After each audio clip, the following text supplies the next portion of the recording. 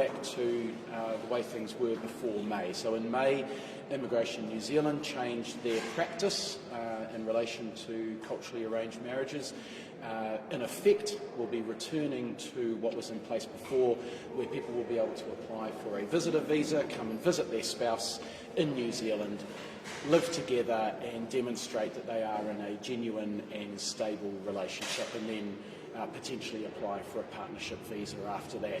In order to facilitate this, I will later today sign off a very minor change to immigration instructions. Will that define especially culturally arranged marriage visitors visa? Yes, it will. So there will be exactly that, a culturally arranged marriage visitor visa. So there will be clear instructions that immigration officers can follow. That will bring a lot more clarity and certainty to how to deal with these situations. That's not the status quo, though, is it? Well, as I say, the effect will be for the people involved, they will see the same outcome, which is that they will be able to get a visitor visa, come to New Zealand, live with their spouse and demonstrate to Immigration New Zealand that they are in a genuine and stable relationship. The process behind that now has a lot more certainty, a lot more clarity. This will be written into the immigration instructions rather than Immigration New Zealand having to do a workaround. Did you talk to New Zealand First about why they took credit for it last month? I've talked to New Zealand First about what we need to do to sort this issue out, and we're absolutely on the same page on this. We agree that we need to have clarity in our immigration instructions. We need to have a system that accounts for culturally arranged marriages, but we also need to make sure that that is one that reduces risk and so that we don't have the potential for fraud or exploitation in the system. And are you really on the same page? Because 5 days ago Shane Jones was saying, I'm not going to have these dowry marriages in my country. Well, I can tell you that we have, of course, as we always do with these decisions, talked to all three parties in government, and everybody agrees this is the way to deal with this issue. What happens to those people who were knocked back since May? Are you going to go back and have Yeah, so look, there's a group of people who were clearly declined because they were in a culturally arranged marriage. We think there's probably about 1,200 people in that group. Immigration New Zealand will reach out to them in the next couple of weeks and will reassess their application at no cost to the applicants. There's another group of people who were declined partnership visas who may or may not be eligible under these new rules.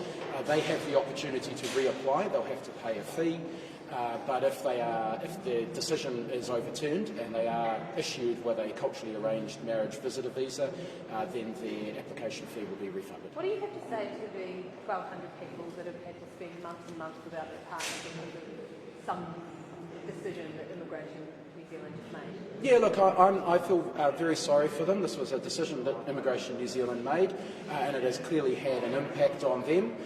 What I think is important, though, is that the government has a role in this situation to step in and sort it out, and that's exactly what we're doing. What answers have you sought from Immigration New Zealand been looking at to ensure people are in a legitimate arrangement? Yes, that's right. So that's a very good question, and Immigration New Zealand will be looking at the marriage ceremony itself and how the marriage has come about to make sure that it does follow recognised cultural practices. And what I've encouraged Immigration New Zealand to do is to work alongside our migrant communities in New Zealand to get a stronger understanding of what those cultural practices are, so that they can clearly identify genuine, legitimate culturally arranged marriages. What is not a genuinely legitimate culturally arranged marriage in your view? I suppose one of the things that we're trying to prevent here is people using this system to get people into the country where there is no legitimate relationship. So that is something we've always got to be watchful for with partnership visas, or people who are claiming partnership in order to get a visa to New Zealand. Immigration New Zealand, they are well practiced in doing that, and this visa category, this new visa category, is solely for people who are in recognised culturally arranged marriages that follow understood and recognised practices. And I just noticed in your press release that you mentioned mail order bride. How big is the mail order bride? Well, it is something that we constantly need to guard against, and I think we've got good processes in place that prevent people coming to New Zealand in that fashion. What we need to do when as we establish this new category is make sure that we're not opening up any further risk. That's why the wording has been carefully drafted over the last few days to make sure that we get visa instruction or immigration instructions that are appropriate for this category, that deal with this issue, but don't open New Zealand up to any additional risk. What's wrong with that? When were you first told that the guidelines changed? Was that before or after the media attention? The first briefing that I received, the first written briefing that I'm aware of, arrived on the 11th of October. So was that before or after that you saw it in the media? Oh, good question, but I know that I got that briefing on the 11th of October. Has the department gone rogue? No. Look, Immigration New Zealand went through a process of consolidation of their visa processing activities, and in the process of doing that, realised that they basically had three different practices in dealing with culturally arranged marriages. That brings inconsistency to the system. They wanted to eliminate that inconsistency, and so they arrived at one single practice that they felt most appropriately aligned with immigration instructions.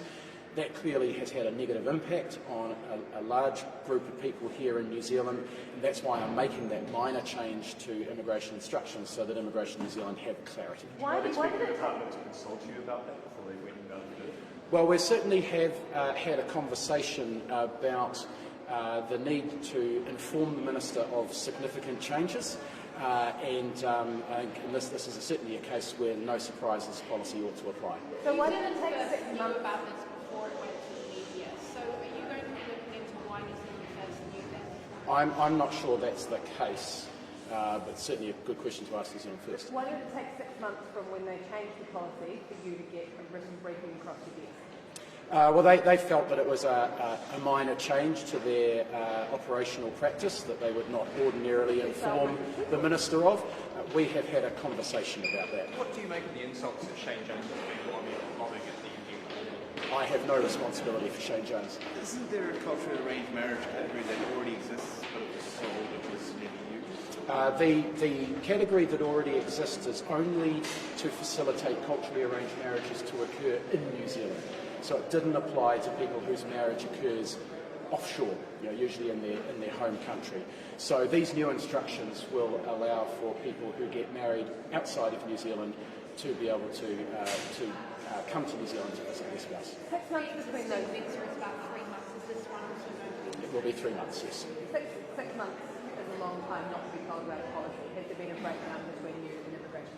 No, absolutely not. Immigration New Zealand saw this as a low-level operational change.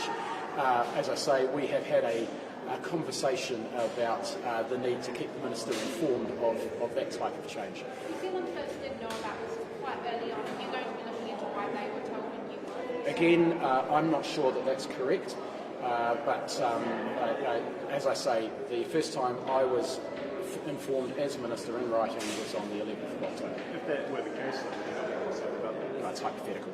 Does this change in instructions require a cabinet vote? No, it's a minor change to instructions. It's well within my remit as Immigration Minister to make that change. So you didn't have to get approval from your cabinet colleagues? Didn't have to go through Cabinet, but of course, an important decision like this, it's important to check in with the other parties of government, and I can tell you that all three parties of government are on board with this decision. How long is it going to take to clear those 1,200? Immigration New Zealand, I know, will work on that as quickly as they can. Obviously, this will mean resource will have to go into that, but they know that this is a priority and that these people need to get the certainty that they deserve. Have you had a conversation like the one you had with Immigration New Zealand? I've had a brief conversation with Shane Jones in which he recognised that I am the Immigration Minister and I speak for the government on immigration matters, and we agreed that the most important thing is to sort this out and reach a solution which is satisfactory to all three parties in government. And do you think that Shane Jones is going to stop talking about immigration? That's for Shane Jones to decide. Of course, we all have different roles and different hats Sometimes we're speaking on behalf of the government, sometimes we're speaking on behalf of our party. Did you find New Zealand First rhetoric on this issue at the very least? Look, I'm not going to comment on the actual comments that Shane Jones made. The most important thing for me is that we solve this issue, which we have done, and that we give certainty to the people that were negatively affected. Will you personally apologise to the people that were? I think my role here is to step in and sort the situation out, and that's exactly what we've done. Cool. Yep, thank you.